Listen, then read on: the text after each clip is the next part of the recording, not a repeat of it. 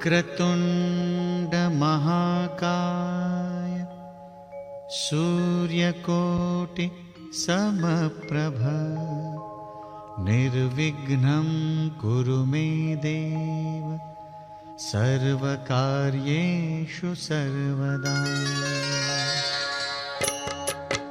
ॐ गणपतये नमो नमः, श्री सिद्धिविनायक नमो नमः, अष्टविनायक नमो नमः, गणपति बाप्पा मोरया।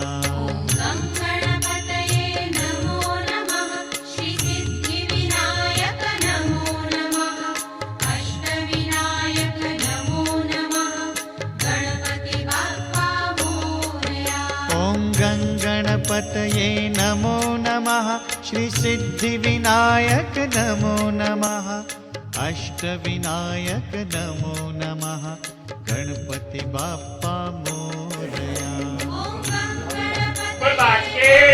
बिहारी लाल की जय। राधा रानी की।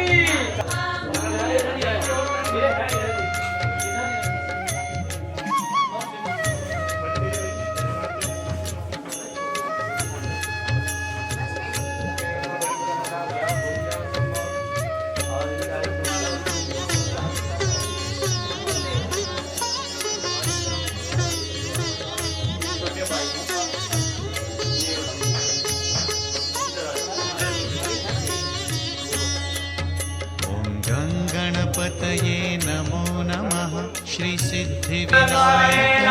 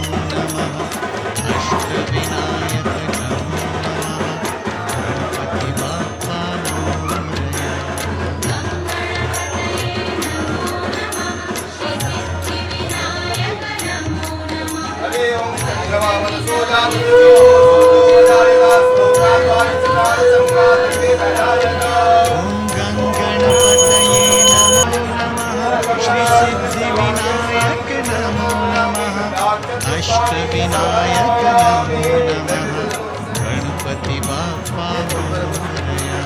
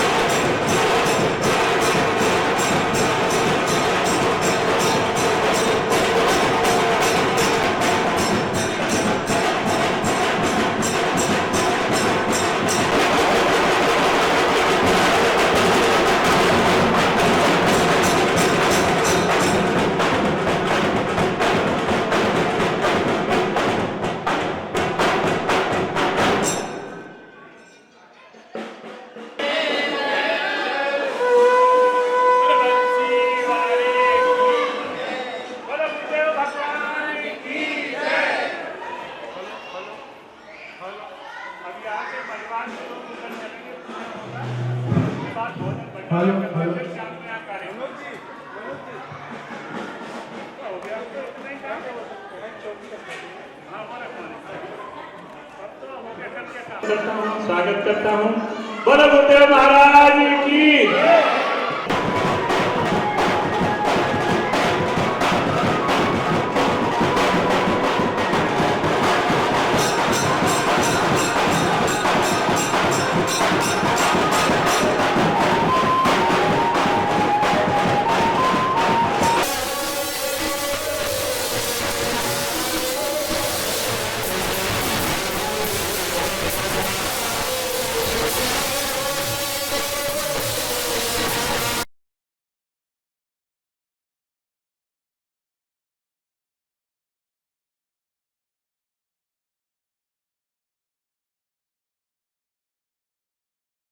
यज्ञ में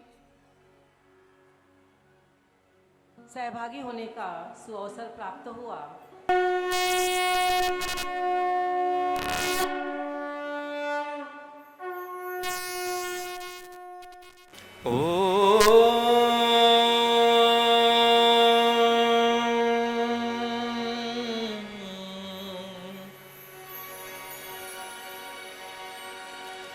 बंसी विभूषित करां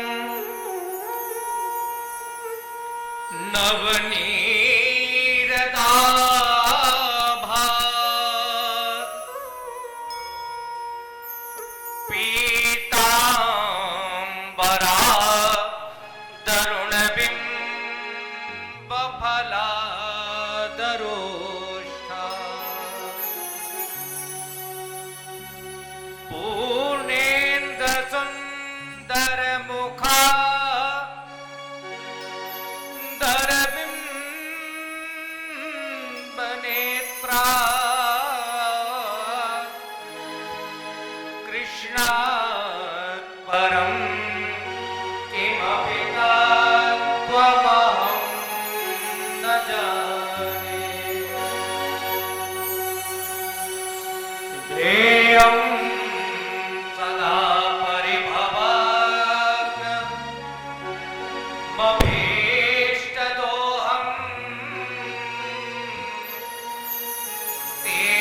तीर्थास्पदं शिवविरञ्चिनुतं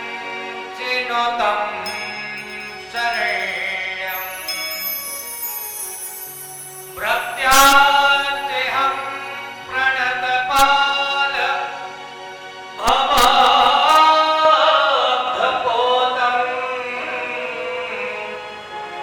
वन्दे महापुरुषते चरणारविन्दम्।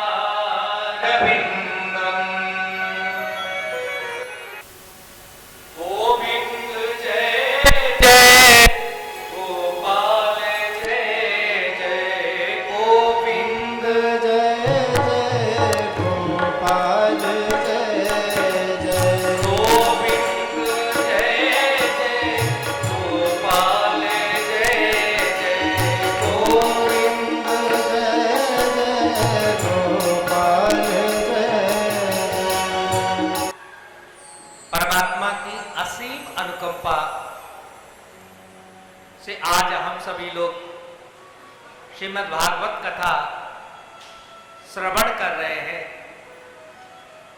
रसास्वादन कर रहे हैं। बड़े भाग मानुष तनु पावा, सुर दुर्लभ सद ग्रंथन गावा। ये जो मनुष्य का शरीर है बहुत कठिनाई से प्राप्त होता है, बड़े साधनों के बाद में प्राप्त होता है। और प्राप्त होने के बाद में क्या करना चाहिए?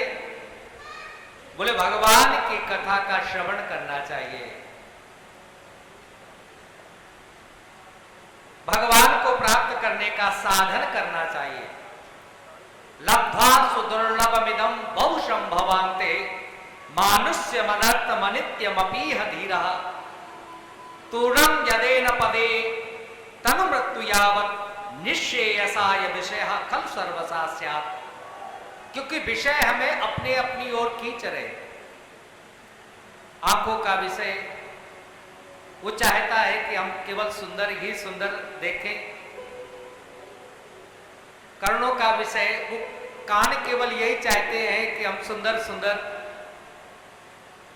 ध्वनि ही सुने। इसलिए एक एक हमारे शरीर की जो इंद्रिय है वो अपने अपने विषयों की ओर खींच रही है हमें। लेकिन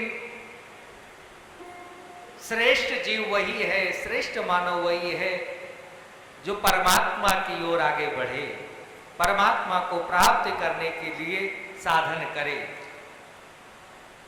क्योंकि परमात्मा को प्राप्त करने पर ही अमृतत्व प्राप्त होता है, मुक्ति प्राप्ति होती है।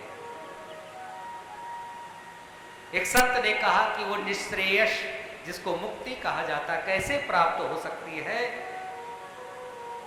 वह मोक्ष कैसे प्राप्त किया जा सकता है?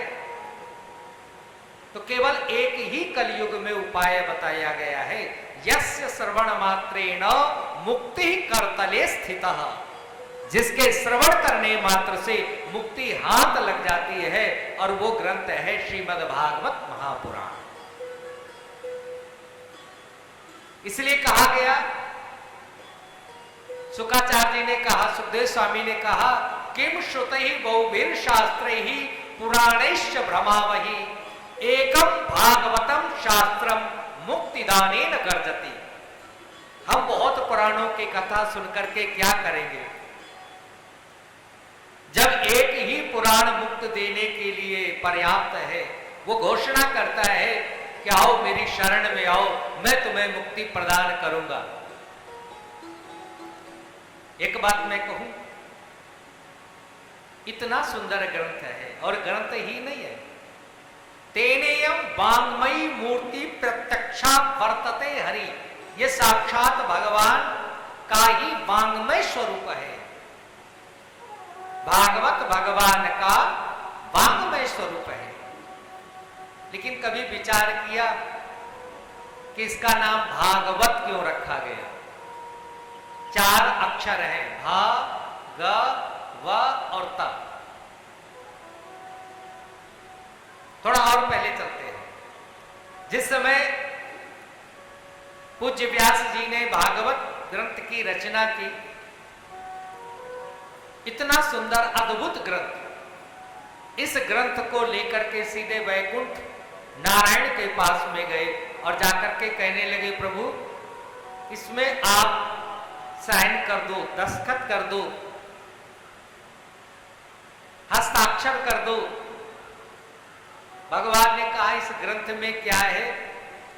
बोले भगवतः इदं भागवतम, इसमें आपके चरित्रों का वर्णन किया गया है, इसलिए इसे भागवत कहते हैं। भगवान ने जैसे ध्यान धर करके देखा तो भगवान तो आनंदित हो गए। वैकुंठवासी चतुर्भुज नारायण आनंदित हो गए। इतने सुंदर सुंदर चरित्र। और जैसे उन्होंने कलम उठाई हस्ताक्षर करने के लिए, साथ में माता लक्ष्मी जी बैठी है, कहने लगी प्रभु धृष्टता के लिए माफी चाहती हूं, लेकिन मैं भी कुछ व्यास से पूछना चाहती हूं। भगवान ने कहा पूछो, पूछ सकती हो। आप जब तक मैं इसे कुछ ना पूछ लूं, आप इसमें हस्ताक्षर नहीं करेंगे, संस्तुति नहीं अपनी देंगे। भगवान ने कहा ठीक है। कहते हैं माता लक्ष्मी ने व्यास जी की ओर देख करके कहा, पुत्र इतना सुंदर ग्रंथ तुमने रचा और इसमें केवल भगवान के ही चरित्रों का वर्णन किया, क्योंकि अभी आपने कहा भगवतः इदम भागवतम, इसमें भगवान के चरित्र है, और तुमने मैया को छोड़ दिया। मानो कहना चाहती है हमें छोड़ दिया, भगवती के चरित्रों का वर्णन नहीं किया। व्यास माने होता बुद्धिमान। व्यास जी ने तुरंत बात बनाते हुए कहा, नहीं भैया आपका भी नाम है भगवत्याः इदम भागवतम, इसमें भगवती के भी चरित्र वर्णन किए गए हैं, इसलिए इसे भागवत कहते हैं।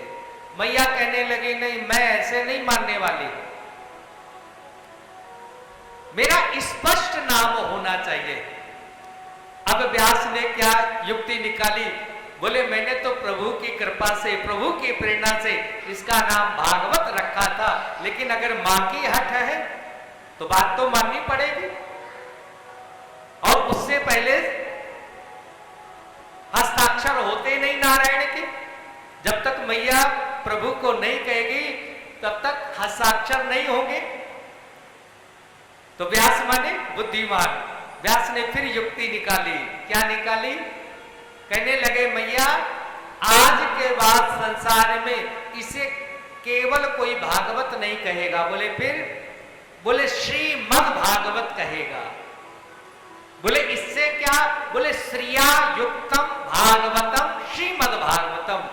श्री माने लक्ष्मी के सहित, जिसमें भगवान के चरित्र वर्णन किए गए हो, ऐसे ग्रंथ को श्रीमद् भागवत कहते हैं। बोले श्रीमद् भागवत महापुराण की, बोले सद्गुरुदेव महाराज की।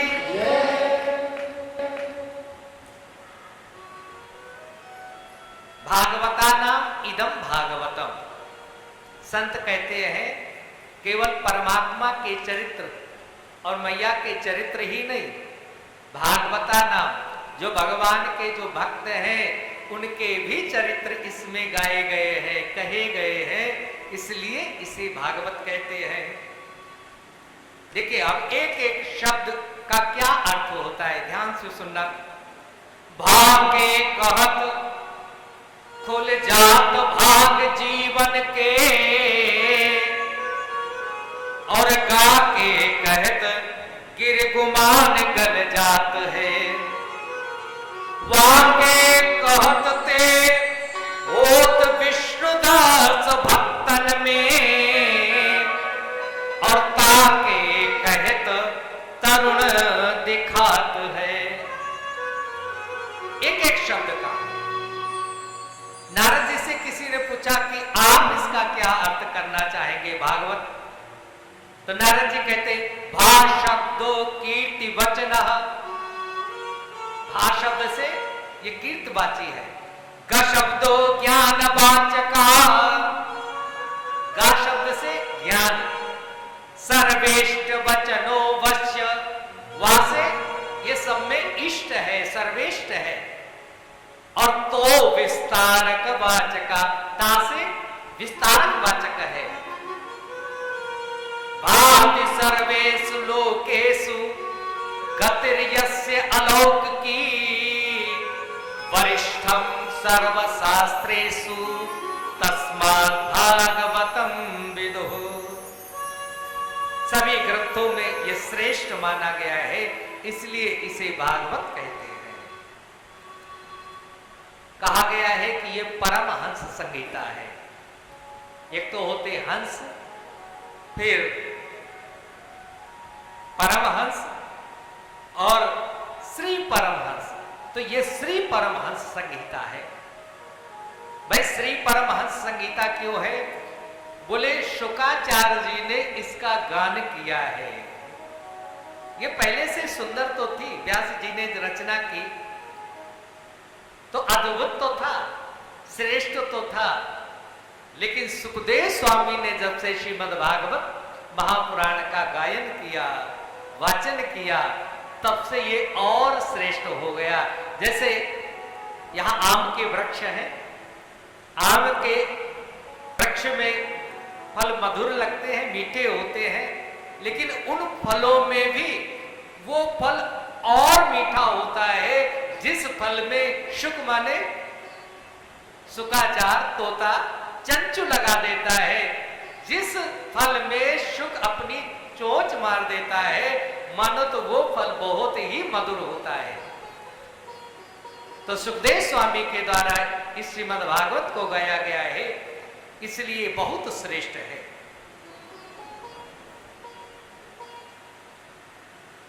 देखिए, श्रीमद् भागवत का हम लोग अब से और 7 दिन तक लगातार यहां पर श्रवण करेंगे। और श्रीमद् भागवत के जो प्रधान देवता है वो हमारे श्री राधा कृष्ण भगवान है, कृष्ण जी हैं। हम थोड़ा आज उनके विषय में जरूर चिंतन कर लेते हैं, जिनकी कथा लगातार हम 7 दिन तक सुनेंगे बैठ करके। आप विचार करते होंगे कि भगवान श्री कृष्ण का धराधाम पर प्रकट होने का उद्देश्य क्या था। तो कोई विचार करेंगे कि अधर्म को समाप्त करना था, क्योंकि गीता में भगवान कहते ना, धर्म संस्थापनार्थाय संभवामि युगे युगे, मैं अधर्म का विनाश करने के लिए इस धराधाम पर आता हूं। तो आप विचार कर रहे होंगे कि भगवान अधर्म का नाश करने के लिए, धर्म की स्थापना करने के लिए इस धराधाम पर आए, क्योंकि गीता के माध्यम से परमात्मा ने भक्त की, ज्ञान की और कर्म की जो त्रिवेणी बहाई है, वो भी कृष्ण के स्वरूप में आकर के। और एक बात जरूर मैं कहना चाहूंगा, गीता जी का स्मरण हुआ है। आज के समय में जितनी गीता की आवश्यकता है, हमें कर्म कैसे करने चाहिए, हमारी भक्ति कैसी होनी चाहिए, हमें क्या सुनना चाहिए, मैं कहूंगा कि हम सबके प्रातः स्मरणीय परम पूज्य सद्गुरुदेव महाराज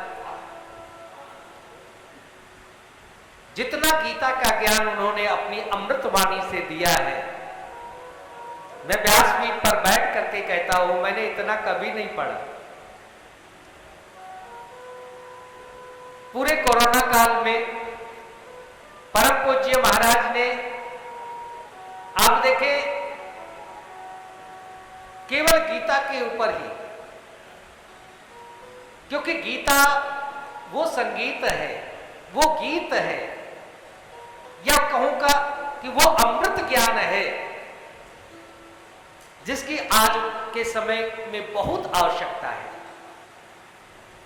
गीता वो संजीवनी है, या वो गीत है जिसको हम सबको गाना चाहिए।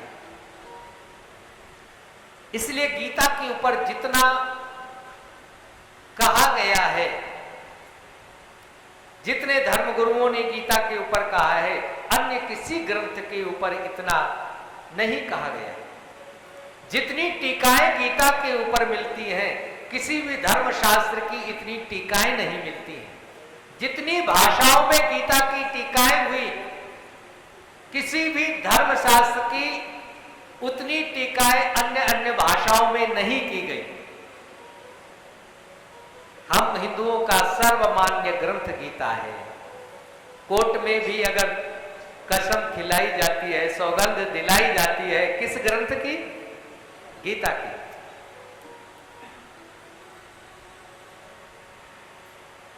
अब से कुछ ही दिन बाद गीता जयंती आएगी और उस दिन हम सब लोग गीता के ऊपर जरूर कुछ चिंतन करेंगे।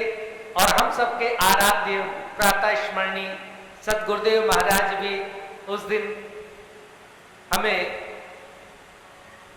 YouTube के माध्यम से, है ना, गीता का अमृत ज्ञान जरूर देंगे। आप उसका श्रवण करेंगे। मैं कहता हूं कि परमात्मा श्री कृष्ण गीता का अमृत ज्ञान तो दिया, लेकिन साथ में अगासुर, बकासुर, धेनुकासुर, अरिष्टासुर, प्रलंबासुर, जितने भी असुर कंस ने भेजे, परमात्मा ने एक एक को क्षण भर में मार दिया। तो आप विचार करेंगे, क्या भगवान इन असुरों को मारने के लिए आए? नहीं। फिर भगवान का प्राकट्य क्यों हुआ? क्योंकि मेरा प्रश्न यही था प्रारंभ में, भगवान इस धराधाम पर क्यों आए? आज एक महत्वपूर्ण बात बता रहा हूं, ध्यान से सुनना। हम सबका शरीर किस मटेरियल से बना है? तो 5 चीजें हैं, पृथ्वी, जल, तेज, वायु और आकाश। क्षिति जल पावक गगन समीरा और पंच रचित यह अधम शरीरा। पृथ्वी, जल, तेज, वायु, आकाश, है ना? 5 चीजों से ये हम सबका शरीर बना। और उस समय 5 दुष्टों ने, राक्षसों ने इन 5 तत्वों को, पृथ्वी, जल, तेज, वायु को दूषित कर दिया था।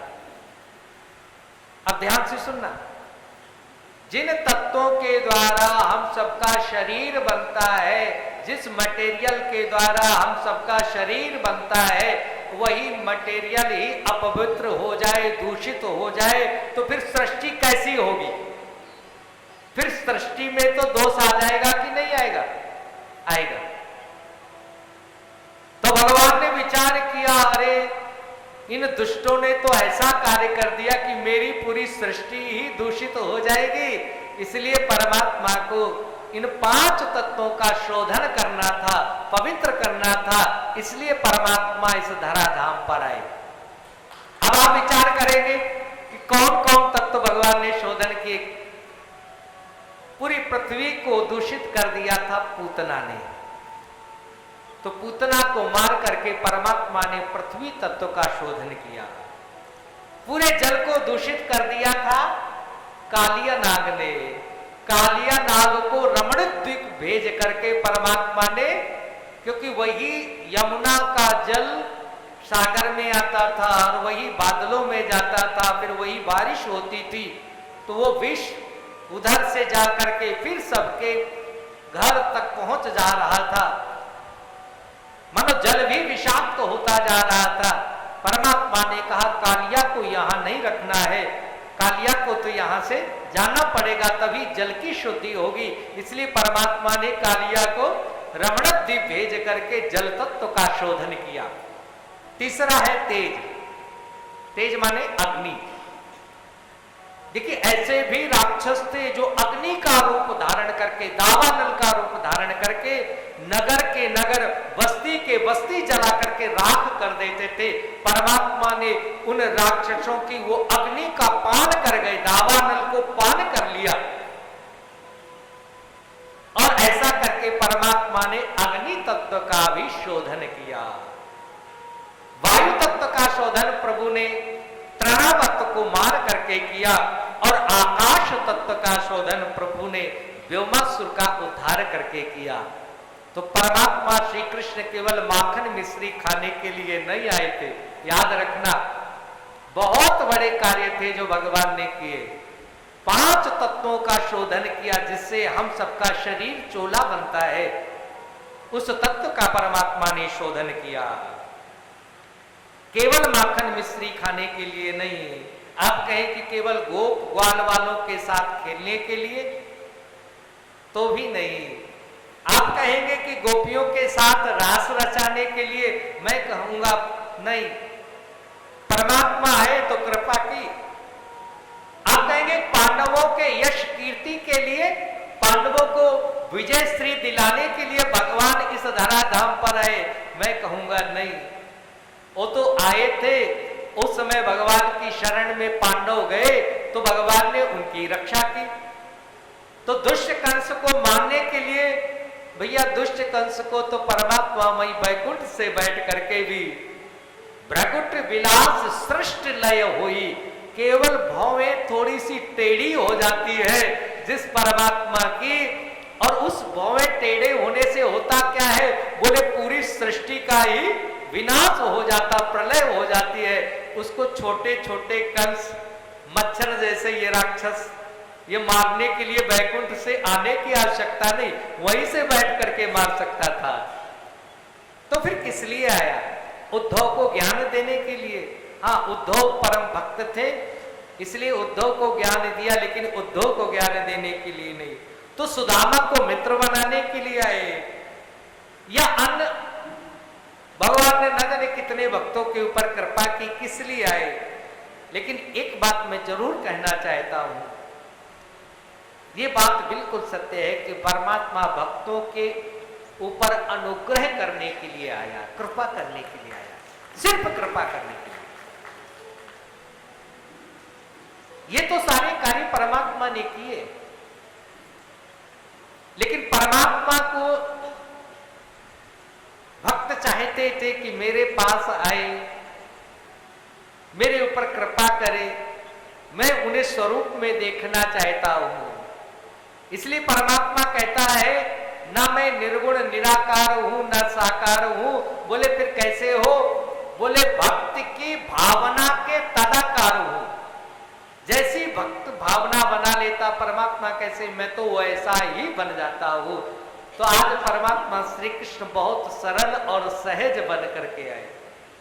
लेकिन एक चीज ध्यान रखना, यदि कृष्ण को समझना है और वास्तव में कृष्ण के समग्र रूप का चिंतन करना है, तो भगवान श्री कृष्ण के योगेश्वर वाला स्वरूप ध्यान में लाना पड़ेगा, क्योंकि गीता के माध्यम से भगवान के उसी स्वरूप का ही वर्णन किया गया है। और इसीलिए गीता सिरमौर ग्रंथ है। आप देखेंगे कृष्ण के जीवन में अहमता नहीं, और कृष्ण के जीवन में कोई ममता नहीं, कोई अहंकार नहीं, कोई ममता नहीं। कृष्ण की अगर यात्रा आगे बढ़ी और पीछे कोई छूटता है, चाहे वो अपना कितना ही क्यों ना सगा हो, सखा हो, कोई भी हो, मैया छूटी तो छूट गई, बाबा छूटे तो छूट गए, गैया छूटी तो छूट गई, ग्वाले छूटे तो छूट गए, यहां तक कि गोपियां छूटी तो छूट गई, भगवान ने पीछे मुड़ करके नहीं देखा। और यही योगेश्वर का चरित्र है। तो कृष्ण को अगर समझना है तो वास्तव में जब तक हम योगेश्वर वाली दृष्टि उनमें नहीं लाएंगे, तब तक हम कृष्ण को नहीं समझ सकते हैं। जीवन यात्रा में याद रखना, जीवन यात्रा में जो छूटा कृष्ण ने पीछे मुड़ करके नहीं देखा, और यही जीवन की सच्ची यात्रा होती है, और यही जीवन की सच्ची कला कही गई है। वेद कहता है, चरई वेति चरई वेति चरई वेति चरई वेति, चलते रहो, पीछे मुड़ करके देखने की आवश्यकता नहीं। हमारे सदगुरुदेव महाराज कहते हैं, परम पूज्य श्री सुधांशु जी महाराज का एक ही कथन है, परमात्मा ने आंखें कहां लगाई है? आगे की ओर ना, पीछे तो नहीं लगाई। तो बस आगे देखो और आगे बढ़ते जाओ, चरई वेति, आगे बढ़ो।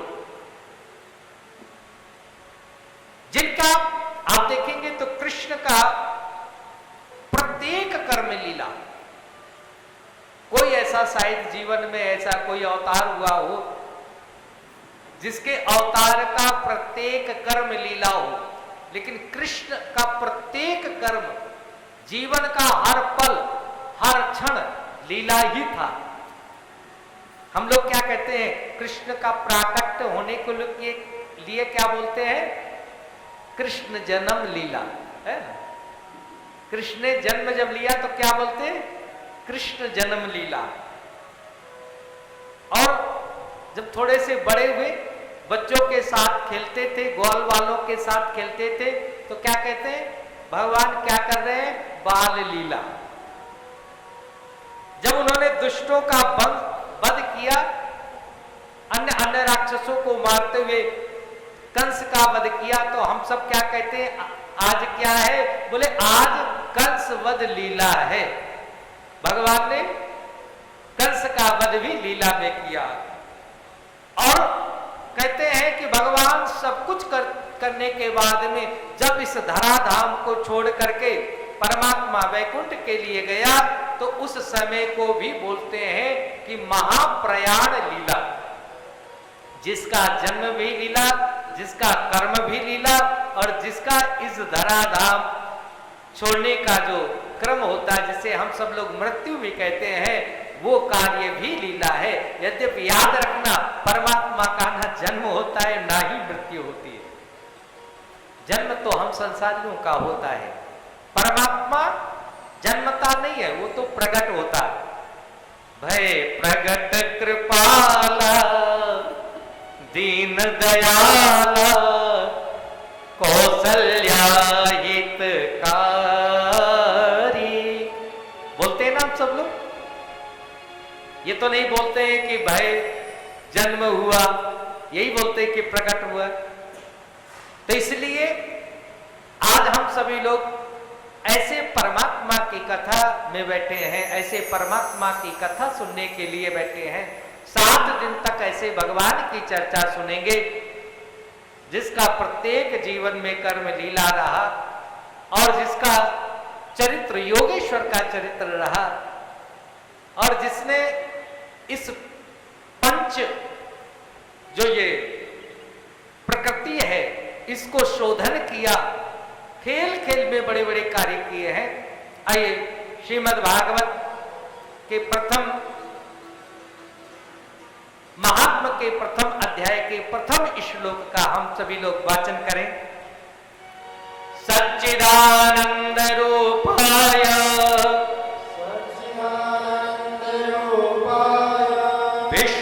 विश्वोत्पत्त्यादि हेतवे तापत्रय विनाशाय श्रीकृष्णाय वयं नमः।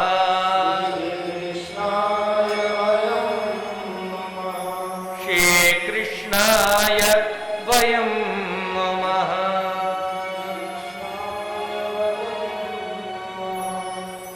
हम सभी लोग प्रणाम करते हैं किसको? अब ध्यान से सुनना। सच्चिदानंद रूपाय, ऐसे परमात्मा को प्रणाम किया गया जिनका जो स्वरूप है सत चित और आनंद वाला है। सच्चिदानंद, सत चित और आनंद। सत्य की व्याख्या क्या करूं, आप सब लोग समझते हैं। सत्य तो सत्य होता है जो तीनों कालों में एक जैसा रहे, और वो केवल परमात्मा। परमात्मा पहले था, अभी है और आगे भी रहेगा, जो तीनों कालों में एक जैसा है। चित माने होता है जो प्रकाश स्वरूप है। हम सबको प्रकाश की आवश्यकता पड़ती है। सूर्य भगवान प्रकाश देते हैं ना, इसलिए सूर्य की उपासना करते हैं। प्रातःकाल जल चढ़ाते हुए कहते ना, ये ही सूर्य सहस्रांशो तेजो रासे जगतपते अनुकंपय माम भक्त्या ग्रहणार्घम दिवाकर। हे सूर्य, आप सबको प्रकाश देते हैं, आप सबके ऊपर जीवनी शक्ति प्रदान करते हैं, आप सबको हम प्रणाम करते हैं। लेकिन परमात्मा को प्रकाश की आवश्यकता नहीं। परमात्मा के एक केवल नाखून मात्र से ही करोड़ों सूर्यों का प्रकाश प्राप्त होता है। धाम न निवर्तन्ते तद्धाम परमं मम। वो ऐसा दिव्य धाम जहां करोड़ों करोड़ों सूर्य का प्रकाश होता है, वहां ये सूर्य जाकर के भी धुंधले पड़ जाते हैं। ऐसा परमात्मा का दिव्य धाम है। तो चित्त माने जो प्रकाश स्वरूप है, और आनंद माने तो आनंद ही होता है, जो आनंद स्वरूप है। ऐसे दिव्य परमात्मा के चरणों में हम सभी लोग प्रणाम करते हैं। देखिए, अब ध्यान से सुनना। इस श्लोक में क्रमशः बताया गया है कि परमात्मा का स्वरूप कैसा है, तो अभी हमने जाना। फिर परमात्मा का प्रभाव क्या है और परमात्मा का स्वभाव क्या है। जिन कृष्ण भगवान की कथा सुनने के लिए हम सब लोग बैठे हैं, उनके बारे में जरूर जान लें कि उसका स्वरूप कैसा है, उसका प्रभाव कैसा है और उसका स्वभाव कैसा है। स्वरूप तो जान लिया, अब प्रभाव जानेंगे। बोले विश्वोत्पत्त्यादि हेतवे। हम सबको कुछ कार्य करने के लिए कुछ साधनों की आवश्यकता होती है। अगर यहाँ कथा वाचन की जा रही तो माइक की जरूरत पड़ी, व्यासपीठ की जरूरत पड़ी, अन्य अन्य सभी साधनों की जरूरत पड़ी, लेकिन वो इतना बड़ा कार्य करता है। क्या करता है? विश्वोत्पत्त्यादि हेतवे, पूरे विश्व की संरचना करता है। केवल विश्व की नहीं, अनंत अनंत ब्रह्मांडों की संरचना करता है, और उसे किसी की आवश्यकता नहीं। इतना बड़ा कार्य केवल संकल्प मात्र से ही ब्रह्मांडों की संरचना कर देता है। रोम रोम प्रति लागे कोट कोट ब्रह्मांड, ऐसा परमात्मा करोड़ों करोड़ों ब्रह्मांडों की संरचना केवल संकल्प मात्र से कर देता है। इतना बड़ा कार्य करता है, और उसका पालन भी करता है, और समय आने पर उसको विलीन भी कर देता है, लय भी कर देता है, विनाश भी कर देता है। अब आप कहेंगे कि उसका स्वभाव कैसा है? स्वभाव बहुत सुंदर। इतना बड़ा जो कार्य करता है, कोई एक छोटा सा नगर का कोई एक पार्षद भी होता है, अगर आप उसके पास जाएंगे, अब वो पार्षद है इसलिए कितनी ऐंठ में रहता है, आप सब लोग जानते हो, कितना घमंड होता है उसे। और कोई बड़ा नगर हो, अगर उसका कोई चेयरमैन हो, इसके बाद में अगर कोई मंत्री जी हो, कोई प्रधानमंत्री हो, राष्ट्रपति हो, आप देखेंगे अकड़ बढ़ती जाती है। पद बढ़ता जाता तो अकड़ बढ़ती जाती है। और कोई सभी राष्ट्रों का जो अध्यक्ष होता है, राष्ट्राध्यक्ष होता, आप देखें उसकी अकड़। लेकिन परमात्मा तो अनंत अनंत कोटि ब्रह्मांडों का नायक है, और उसका स्वभाव बताया गया है। ध्यान से सुनना, स्वभाव कैसा है। बोले तापत्रय विनाशाय, जो उसकी शरण में जाता है, जो उसके दरवाजे तक जाता है, जो उसके पास तक चला जाता है, इतने सरल हैं, इतने सहज हैं, इतने मधुर हैं, इतने प्यार वाले हैं। कोई बस चला जाए तो तापत्रय विनाशाय, तीन प्रकार के जो ताप कहे गए हैं, आदि दैविक, आदि भौतिक और आध्यात्मिक, तीनों प्रकार के तापों का भगवान समूल नाश कर देते हैं, विनाश कर देते हैं, और उससे एक जीव को उठा करके अपनी गोद में बिठा लगे। अरे तू आ गया। ऐसे है परमात्मा, इतने सरल है, इतने सहज है। श्री कृष्णाय वयं नमः, ऐसे सरल और सहज परमात्मा के चरणों में श्री कृष्णाय वयं नमः। व्यास जी ने प्रणाम किया, उन्हें नमस्कार किया। वयं नमः, हम सभी लोग भी उनके चरणों में नमस्कार करते हैं, वंदन करते हैं। देखिए, नमस्कार करने का और वंदन करने का बड़ा महत्व है। प्रणाम करने का बहुत महत्व है। इसलिए हम सब लोग परमात्मा के चरणों में प्रणाम करते ना। प्रणामो दुख शमनः तम नमामि हरिं परम। प्रणाम करने से क्या होता है?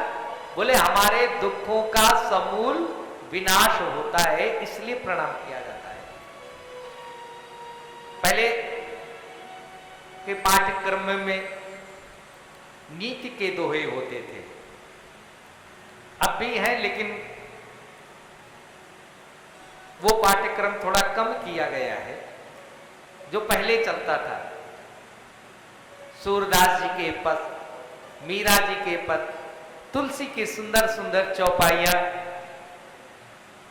अन्य कवियों के दोहे, पद, छंद, सब कुछ होते थे पहले के पाठ्यक्रम में, और आप सब लोगों ने पढ़े होंगे।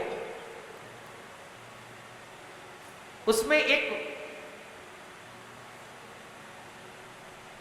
श्लोक कहा गया कि अभिवादनशीलस्य नित्यं वृद्धोपि सेविनः चत्वारि तस्य वर्धन्ते आयुर्विद्या यशो बलम। अभिवादन करने से 4 चीजें बढ़ती हैं, प्रणाम करने से 4 चीजें प्राप्त होती है। बोले क्या? आयु, विद्या, यश और बल। भाई प्रणाम करने से, केवल प्रणाम करने मात्र से आयु बढ़ती है, विद्या बढ़ता है, यश बढ़ता है और बल बढ़ता है, केवल प्रणाम करने से। ये तो एक दूसरे को अभिवादन करने से, हम किसी बड़े का अभिवादन करते हैं तो ये 4 चीजें मिल जाती हैं। लेकिन हम सबका जो बड़ा है, जो परमात्मा है, जो सबका पिता है, सबका जो बाप है, उसको प्रणाम करने से क्या मिलता है? ध्यान से सुनना, मैं बता रहा हूं आज। एकोपि कृष्णः कृत प्रणाम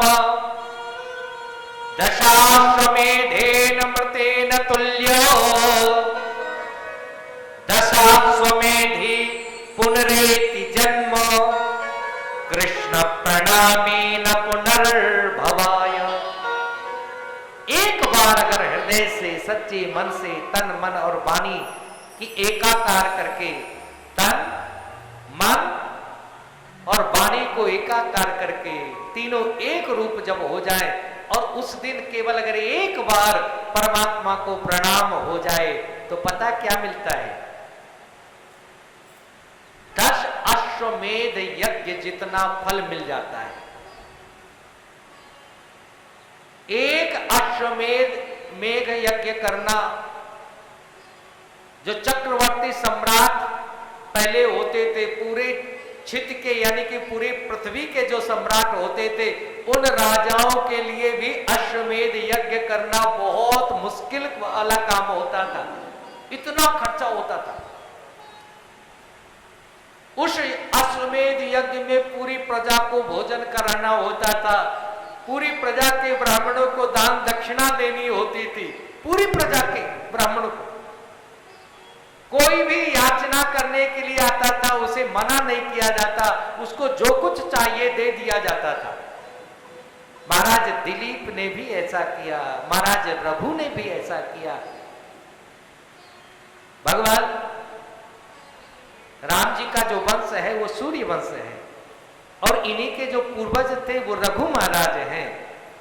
लेकिन इसे रघुवंश क्यों कहा? क्योंकि रघु महाराज ने जो अश्वमेध यज्ञ किया, उसमें इतना दान दिया, इतना दान दिया कि घर के अंदर, महल के अंदर एक पात्र भी, एक कोई कटोरा भी नहीं बचा। रघुवंश में लिखा है कि महाराज रघु मिट्टी के पात्र बना करके उसमें उन्होंने भोजन किया, कोई एक वस्त्र तक नहीं बचा, इतना दान दे, जो कुछ था सब कुछ लुटा दिया। इसलिए महाराज रघु की इतनी कीर्ति फैली कि जो सूर्य वंश था उसको रघुवंश के नाम की लोग कहने लगे, अरे ये तो रघु के नाम से ही उस वंश का नाम पड़ गया, रघुवंश नाम पड़ा। तो मैं कह रहा था कि भगवान को प्रणाम करने का बहुत महत्व होता है। 10 अश्वमेध यज्ञ जितना फल प्राप्त होता है। और एक बात याद रखना, 10 अश्वमेध यज्ञ करने वाले का फिर जन्म होता है। क्षीणे पुण्य मृत्यु लोकम विशंति। जब उसके पुण्य क्षीण होते हैं तो स्वर्ग से फिर धक्का मार दिया जाता, जाओ तुम्हारे पुण्य खत्म, जो तुम कमा करके आए थे वो कमाई तुम्हारी पुण्यों की खत्म हो गई, अब मृत्यु लोक में जाओ। लेकिन भगवान को प्रणाम करने वाले को कोई धक्का नहीं मार सकता है। दशाश्वमेधि पुनरेति जन्म, 10 अश्वमेध यज्ञ करने वाले का तो पुनः जन्म लिखा है, लेकिन कृष्ण प्रणामी न पुनर्भवाय, जो भगवान के चरणों से जुड़ गया, जो भगवान को जिसने प्रणाम कर लिया, फिर न पुनर्भवाय, उसको पुनरपि जन्नम पुनरपि मरणम पुनरपि जन्नी जठरे शयनम, बार बार के आवागमन के चक्कर से मुक्ति प्राप्त हो जाती है। तो भाई प्रणाम का बहुत महत्व है, इसलिए भगवान को प्रणाम करना चाहिए, श्रेष्ठ लोगों को प्रणाम करना चाहिए। आइए हम सभी लोग भगवान के चरणों में प्रणाम करते हुए श्रद्धा के साथ में नमन करते हैं, वंदन करते हैं परम पूज्य सद्गुरुदेव महाराज जी के द्वारा गाए हुए भजन के माध्यम से सभी लोग गुनगुनाएंगे, क्योंकि भगवान को कैसे नमन करना चाहिए, वंदन करना चाहिए। हमारे सद्गुरुदेव महाराज हम सबको सिखाते हैं कि सुबह शाम भजन कर ले, मुक्ति का जतन कर ले, सुबह शाम आप परमात्मा को नमन कर लो, प्रणाम कर लो, और यही मुक्ति का मार्ग है।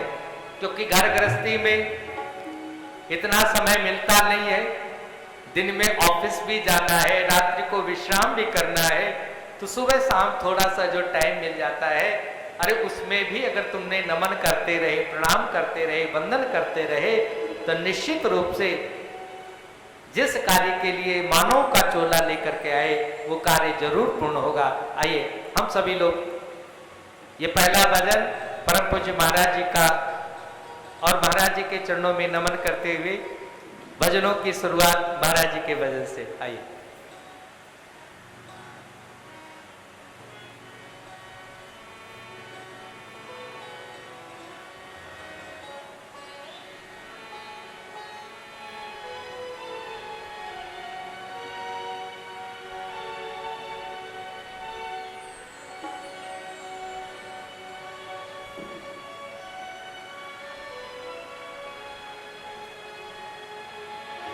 सुबह शाम भजन कर ले, मुक्ति का जतन कर ले। सुबह शाम भजन कर ले, मुक्ति का जतन कर ले। सुबह शाम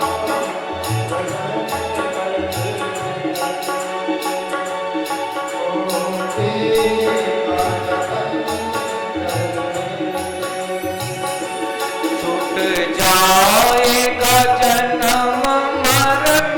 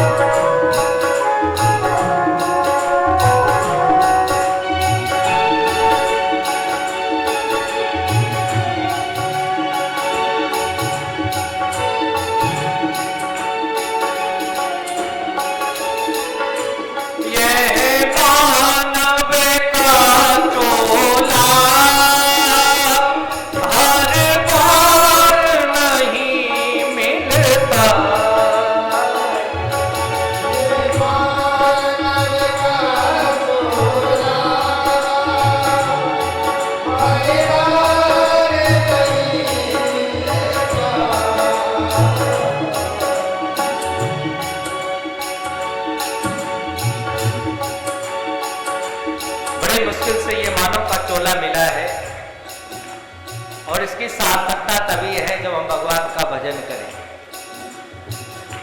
यह है मानव का चोला, हर बार नहीं मिलता। यह मानव का चोला,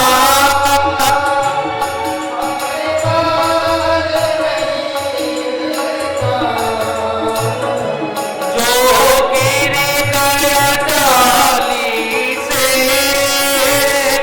वो फूल नहीं खिलता। जो गिर गया डाली से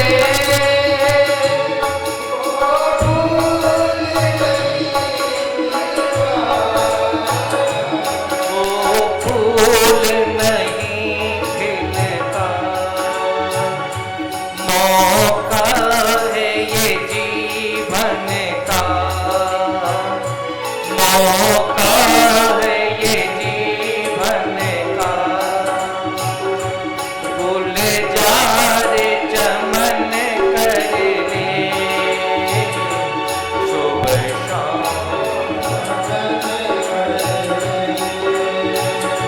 मुक्ति का जतन कर ले। छूट जाएगा जन्म मरण, प्रभु का सुमिरन कर ले। सुबह शाम भजन कर ले, मुक्ति का जतन कर ले।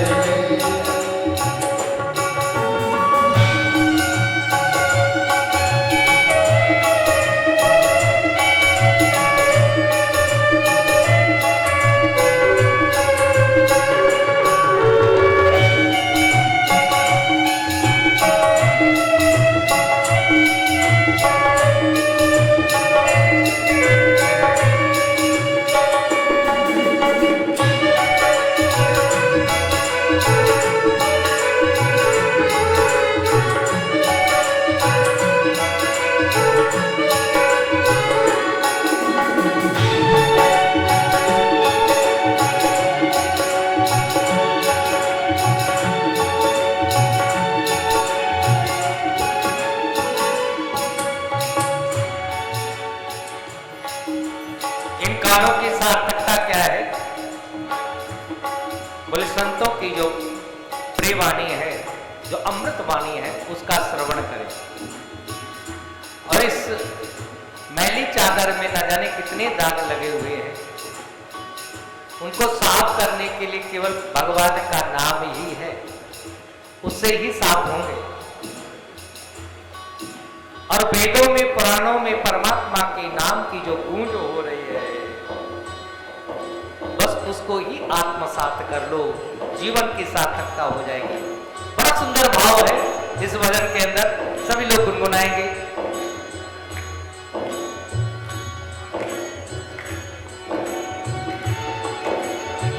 नर इन कानों से सुन,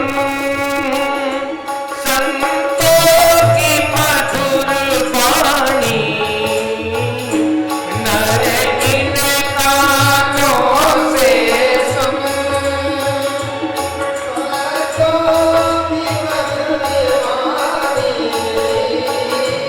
मन को ठहरा करके बोल जा आत्म ज्ञानी। मन को ठहरा करके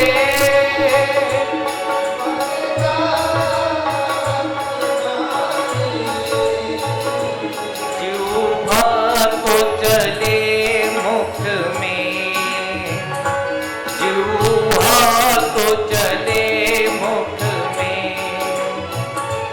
अब ओम जपन कर ले,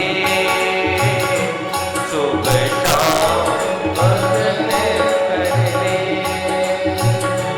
मुक्ति का जतन कर ले,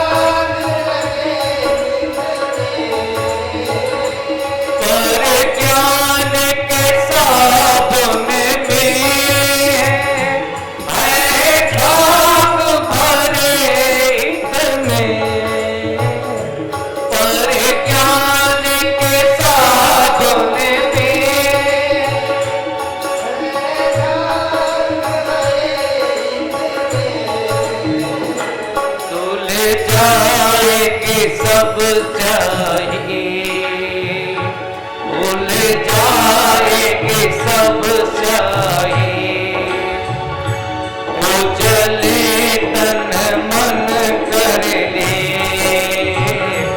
सुबह शाम भजन कर ले, मुक्ति का जतन कर ले, छूट जाएगा जन्म मरण, प्रभु का सुमिरन कर ले, सुबह शाम भजन कर ले, मुक्ति का जतन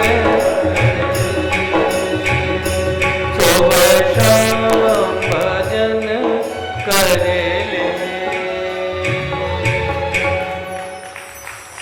सुबह शाम भजन कर ले, यही जीवन का सार है। श्वास श्वास में कृष्ण भज, व्यथा श्वास जन खोए, जा ना जाने के ही श्वास की आवन होए न होए। एक एक श्वास हमारी व्यर्थ नहीं जानी चाहिए। घर में जो घड़ी टंगी होती है वो भी हमें कुछ सिखलाती है। क्या सिखलाती है?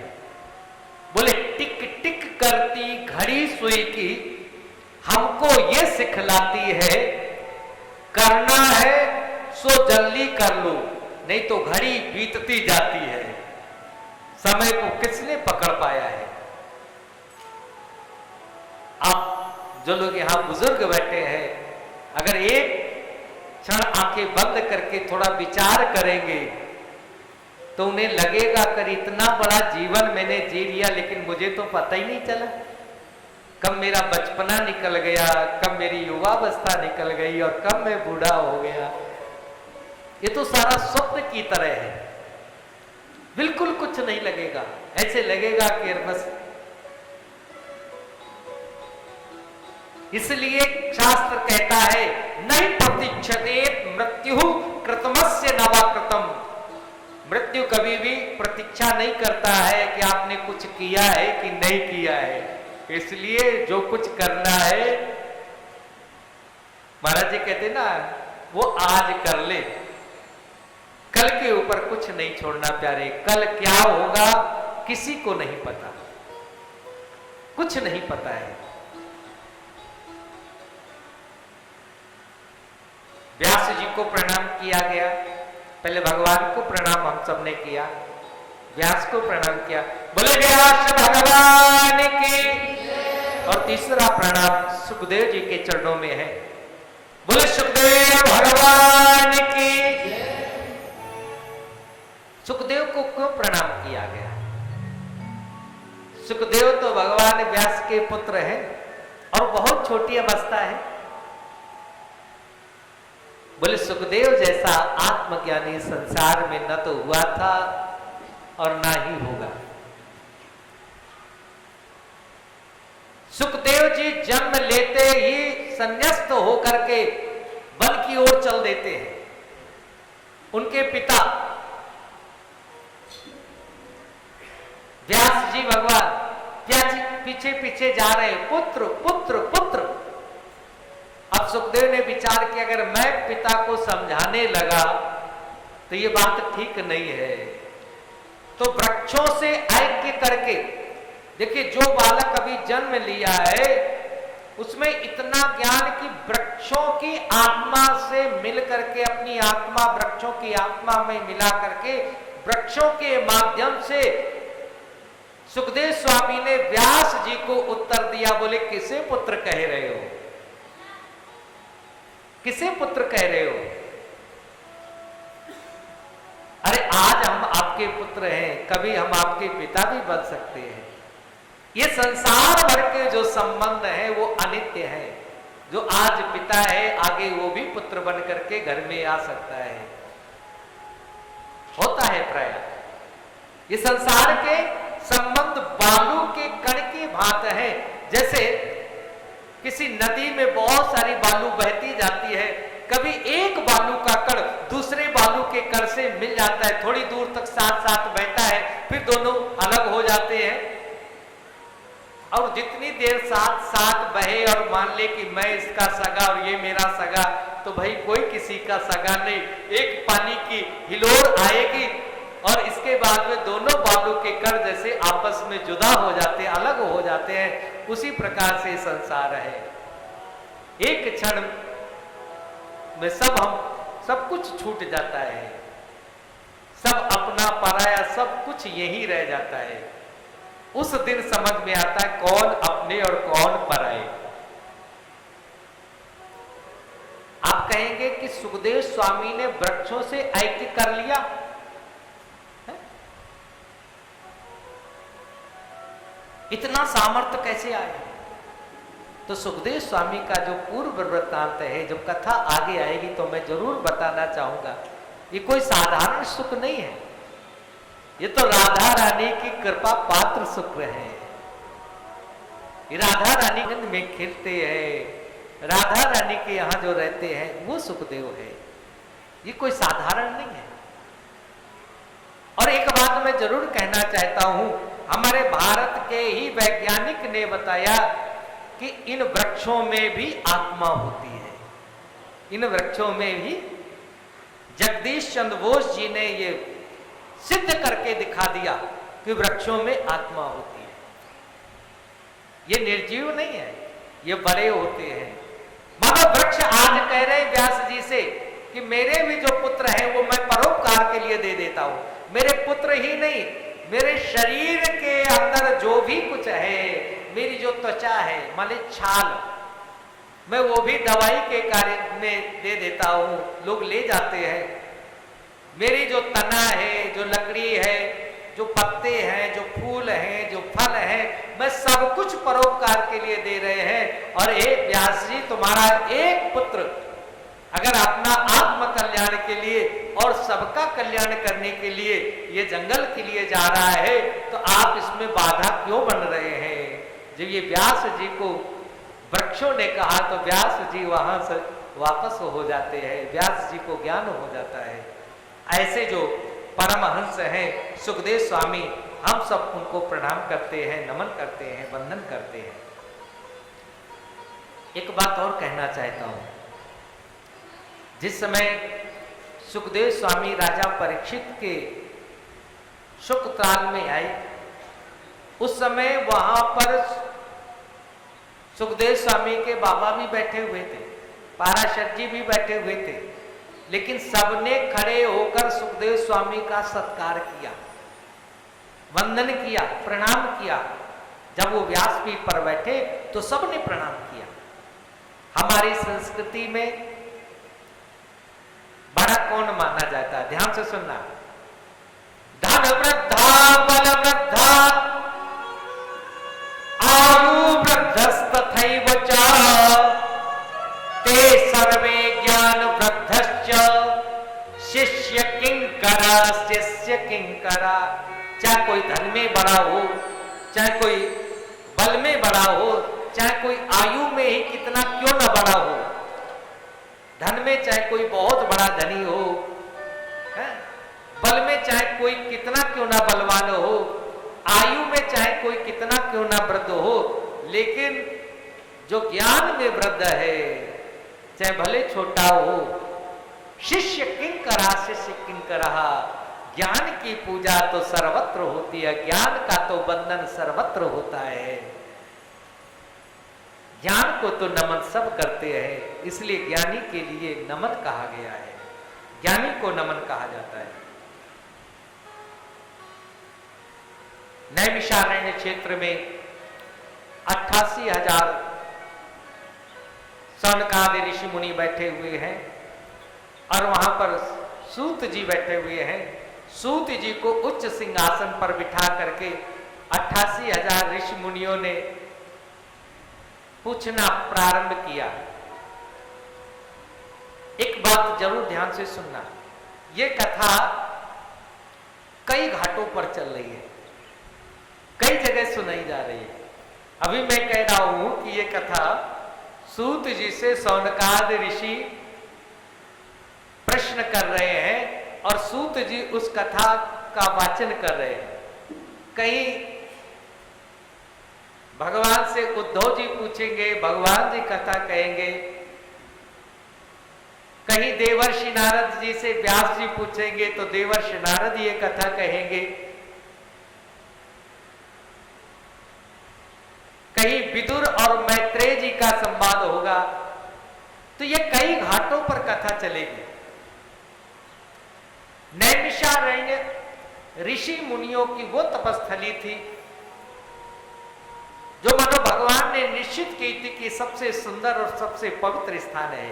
क्योंकि एक बार सभी ऋषि मुनि भगवान के पास में गए और कहने लगे कि प्रभु हमें वो स्थान बताएं जहां पर हम बहुत समय तक बैठ करके कोई सुंदर आयोजन कर सके, साधन कर सके।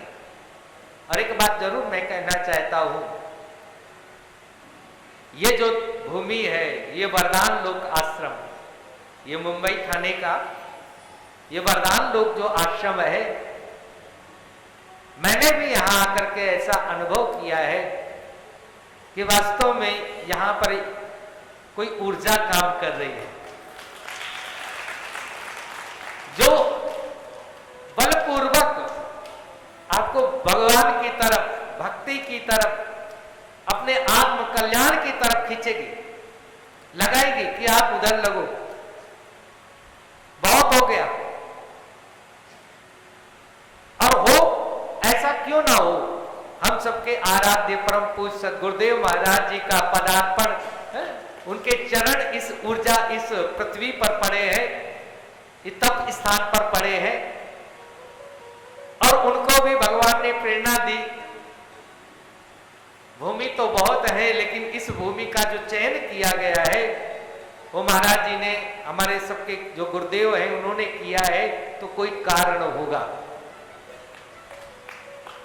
आप सब लोग बहुत भाग्यशाली हैं, सौभाग्यशाली हैं कि ऐसे गुरु से और ऐसे स्थान से आप जुड़े हैं। आपकी श्रद्धा है इस स्थान के प्रति और परम पूज्य सद्गुरुदेव महाराज जी के प्रति। व्यासपीठ से आप सबके लिए बहुत आशीर्वाद, शुभकामनाएं। आप नित्य निरंतर ऐसे दिव्य स्थान से जुड़ करके, ऐसे सद्गुरुदेव महाराज से जुड़ करके अपना आत्म कल्याण करते रहें, यही मंगल कामना आप सबके लिए।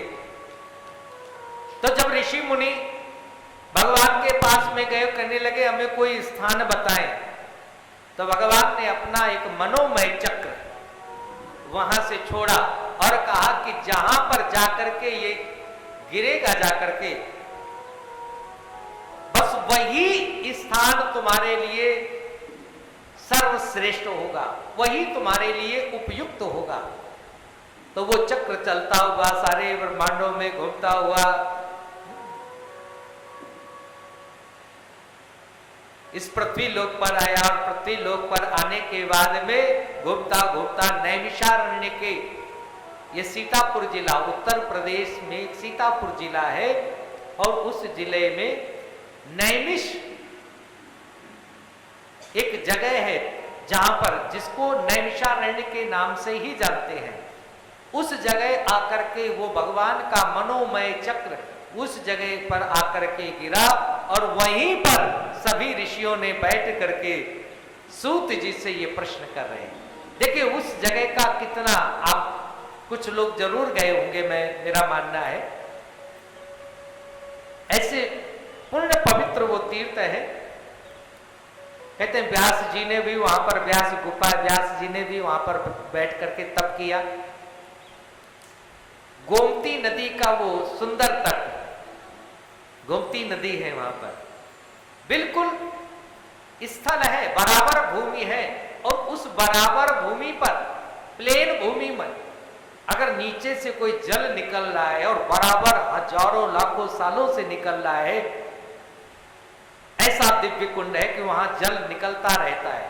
और उसी जल में आज भी लोग जाकर के कुंड बना हुआ है, बीच में जहां बहुत गहरा है वहां नहीं जाते हैं, आसपास उसके ऐसा स्थान बना दिया, वहां सभी लोग उत्तर भारत के, या मैं कहूं संपूर्ण भारत के लोग जा करके उस पवित्र कुंड में स्नान करते हैं।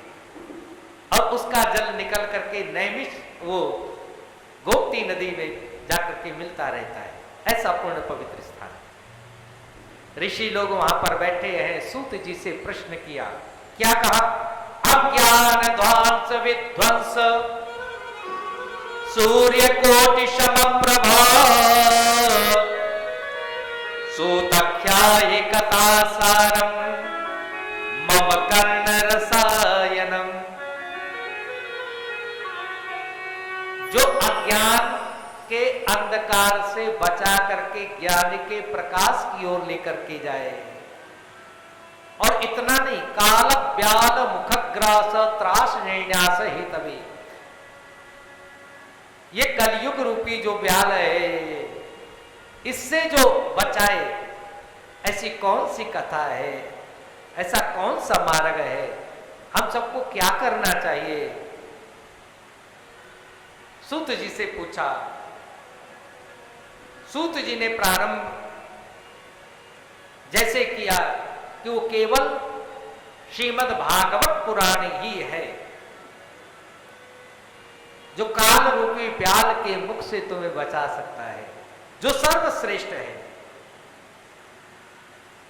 इसलिए कहा गया कि श्रीमद् भागवत सर्वश्रेष्ठ है। किम श्रुतई बहुवीर शास्त्रई पुराणैश्च भ्रमावहि एकम भागवतम शास्त्रम मुक्तिदानी निगर्जति। केवल एक शास्त्र का श्रवण कर लो, भागवत का, यही कलयुग में मुक्ति प्रदान करने के लिए गर्जना करता है। और भागवत में प्रमाण भी है, किस किस को मुक्ति मिली। भाई मरने के बाद में भी धुंधकारी को मुक्ति मिली, आज कथा आएगी ना, ये प्रमाण है। राजा परीक्षित जब निश्चित नहीं कर पा रहे थे, सभी ऋषि मुनि निश्चित नहीं कर पा रहे थे कि 7 दिन में कैसे मुक्ति होगी, तो सुखदेव स्वामी ने, शुकाचार्य जी ने श्रीमद् भागवत महापुराण सुना करके ही राजा परीक्षित की 7 दिन में मुक्ति करा दी। तो राजा परीक्षित प्रमाण है, धुंधकारी प्रमाण है। न जाने कितने ऐसे लोग प्रमाणित हैं जिन्हें श्रीमद् भागवत से मुक्ति प्राप्त हुई है।